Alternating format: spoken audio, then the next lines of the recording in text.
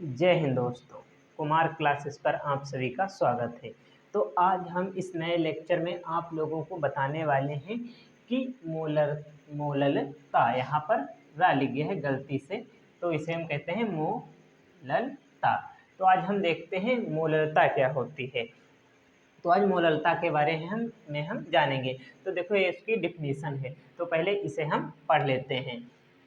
तो देखो क्या है, 1 किलोग्राम विलायक में घुले हुए मोलों की संख्या को मोललता, यहाँ पर भी गलती से लिख गया, इसे कहते हैं मोललता। तो मोललता कहते हैं, इसे यम से प्रदर्शित करते हैं। इसका मात्रक मोल प्रति किलोग्राम होता है। तो देखो 1 किलोग्राम विलायक है, तो हमारे पास 1 किलोग्राम विलायक हो गया, उसमें मोलों की संख्या जितनी घुली होती है उसे ही हम मोललता कहते हैं। तो अब देखते हैं कि जैसे इसे एम से प्रदर्शित करते हैं, इसका मात्रक मोल प्रति किलोग्राम होता है। तो देखो इसका सूत्र क्या होता है। तो सूत्र देखो सूत्र होता है मोललता बराबर होता है, मोललता बराबर मोलों की संख्या। क्या होता है? मोलों की संख्या या विलय के मोल। तो देखो विलय के मोल या विलय के मोलों की संख्या, आप कुछ भी लिख सकते हैं। और विलायक का द्रव्यमान क्या होता है बेटे में? विलायक का द्रव्यमान 1 किलोग्राम में होता है, इसे हम किलोग्राम में रखते हैं। तो यदि इसी सूत्र को यदि हम इस तरह से लिखें तो लिखेंगे यम बराबर, तो देखो विलय के मोल, तो मोल को हम यन से भी डिनोट करते हैं, जैसे यन बराबर W/यम।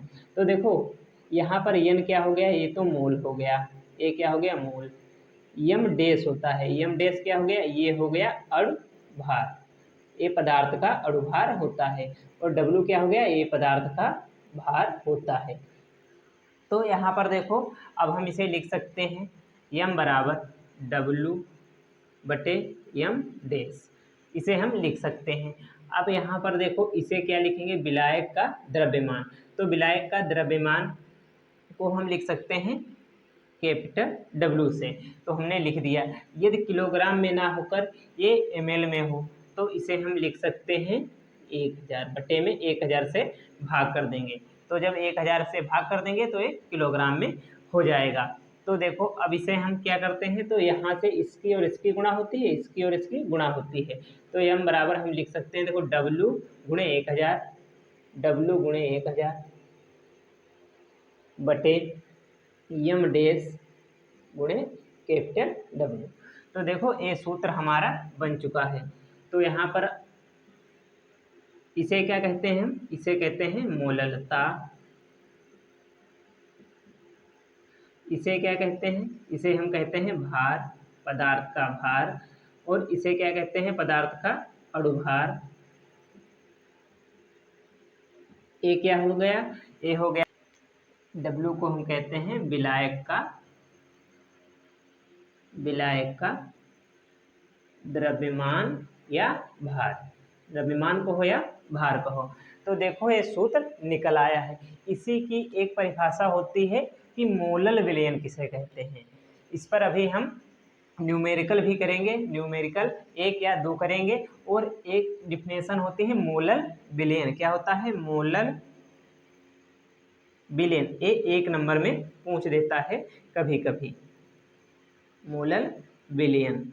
तो मोलल विलयन क्या होता है? तो देखो हमारे पास 1 किलोग्राम, कितना? 1 किलोग्राम यदि विलायक है तो उसी में 1 किलोग्राम विलायक में घुले हुए मोलों की संख्या को, यदि 1 किलोग्राम विलायक है उसमें एक एक कितना? 1 मोल घुला हो, यदि 1 मोल घुला हुआ है तो हम इसे मोलल विलयन कहते हैं। तो हम इसे लिख सकते हैं विलायक के 1 किलोग्राम में, विलायक के 1 किलोग्राम में यदि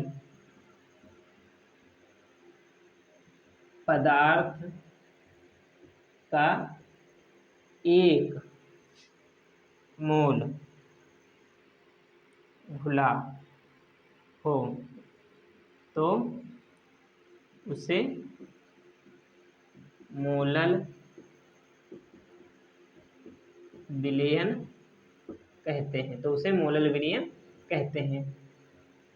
देखो हमारे पास क्वेश्चन आ चुका है।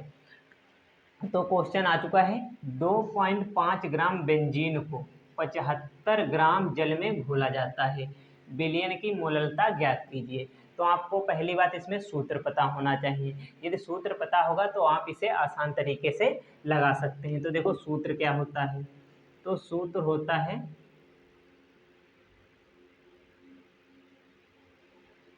मोललता बराबर विलय के मोलों की संख्या या विलय के मोल ये होता है। और बटे में क्या होता है, विलायक का द्रव्यमान केजी, विलायक का द्रव्यमान केजी में, किलोग्राम में ही होना चाहिए। तो देखो अब आप इसे आसान तरीके से लगा सकते हैं। देखो इसे काहे से डिनोट करते हैं, तो एम से। विलय के मोलों की संख्या अभी मैंने आपको बताया क्या होता है, W/m होता है, गुणे 1000 ऊपर यदि, तो लिखे सकते हैं 1000/कैपिटल W। तो मैंने आपको भी बताया था यम डैश है, यहाँ पर इसे क्या कहते हैं, हम इसे मोललता कहते हैं। W भार हो गया, ये विलय का भार होता है। और ये क्या होता है, ये विलायक का भार होता है या द्रव्यमान होता है। यम डैश ये अणुभार होता है। तो देखो अब हमें क्या करना है, यहाँ पर 2.5 ग्राम, तो यहाँ पर W तो हमें मिल गया, W बराबर दिया हुआ है 2.5 ग्राम, क्योंकि यही बेंजीन जो है ये क्या है, ये विलय है। बेंजीन क्या है, विलय है। और यहाँ पर देखो जो ज़्यादा होता है वो होता है विलायक, जल क्या है, विलायक है। तो देखो इसी तरीके से हम लिख सकते हैं विलय का भार, तो विलय का भार लिख सकते हैं हम, विलय का भार W बराबर लिख सकते हैं 2.5 ग्राम। इसी तरीके से देखो अब हमें क्या देखना है, तो हमें यम डैश अणुभार ये काहे का होता है, ये भी विलय का होता है, विलय का अणुभार। अब विलय का अणुभार निकालते हैं। तो बेंजीन का सूत्र होता है C6H6, ये सूत्र होता है बेंजीन का। तो देखो C का जो द्रव्यमान होता है वो कितना होता है, 12, और यहाँ पर कितने हैं, 6, तो 6 से गुणा, प्लस H का कितना होता है, 1 गुणे 6। तो देखो 12 पंचे 60, 12 छन 72 होता है, प्लस 6 जोड़ देंगे कितना हो जाएगा, 78 हमारे पास आ गया। यम डैश कितना आ गया हमारे पास, 78 आ गया है। अब यहाँ पर देखो हमें W पता है, W कितना है, 75 ग्राम। तो देखो 75 ग्राम जब W है हमारे पास, तो इसे कहते क्या है, इसे कहते हैं विलायक का भार, या यहाँ पर हम द्रव्यमान भी लिख सकते हैं, विलायक का द्रव्यमान या विलायक का भार। तो अब देखो इस सूत्र में यदि हम मान रखें, इस सूत्र में मान रख देते हैं, इसी के नीचे ही हम हल करेंगे। तो यम बराबर इसे क्या मोललता कहते हैं, W/m डैश। तो W हमारे पास कितना है, 2.5 है। यम हमारे पास कितना है, तो हमने अभी निकाला, यम डैश निकाला है 78 है, गुणे 1000 बटे, अब हमारे पास 75 ग्राम दिया हुआ है, कितना है, 75 ग्राम। इसे नहीं लिखते हैं, 75 ग्राम जो है वो हमारे पास विलायक का भार हो गया। अब देखो इसे हम हल करते हैं। तो इसे किस तरीके से हल कर सकते हैं, तो देखो यहाँ से दशमलव हटाओ, एक जीरो बढ़ा दो, क्यों, क्योंकि दशमलव के बाद यहाँ पर एक स्थान है, यहाँ ये दशमलव लगाए हम और एक जीरो लिखें, तो यहाँ से दशमलव हटेगा और यहाँ से भी हटेगा, तो देखो 785 हो जाएगा। तो यहाँ पर एक जीरो कैंसिल, एक जीरो कैंसिल, तो एक एक जीरो यहाँ पर कैंसिल हो गया हमारा। तो अब क्या करते हैं हम, देखो 25 एकम 25 और 25 त्याई कितना होता है, 75 होता है। तो m बराबर 100 लिख सकते हैं हम 78 गुणे 3। अब इसकी हम गुणा करके लिख सकते हैं, m बराबर गुणा करेंगे तो कितना हो जाएगा 100, m बराबर लिख सकते हैं हम 100 देखो 8 3 24 के 4 हाथ चले हमारे पास 2 और 3 सत्ते 21 और 2 कितना हो जाएगा 23 हमारे पास हो जाएगा। तो 23 हो जाता है। ये काटो तो 2 से कट सकता है, यदि ऐसे ही लगाओ तो लगा सकते हो।